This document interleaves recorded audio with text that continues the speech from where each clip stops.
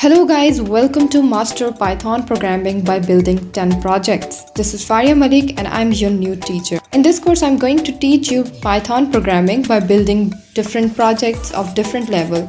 At first, we will build some easy and cool projects, then we'll go into the intermediate level, and at the end, we will build some advanced projects. First of all, I'm going to share the course content with you. So this is the course content.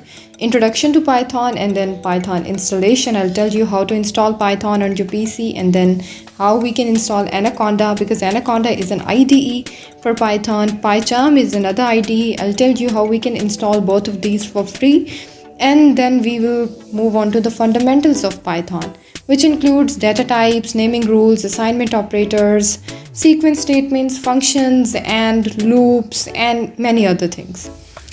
Okay, now move on, and at the end there will be different projects, which will be more or less 10 projects, and at the end there will be a bonus class, and that's a surprise, and the course will be end. So I hope you will enjoy this journey with me. So see you in the next lecture.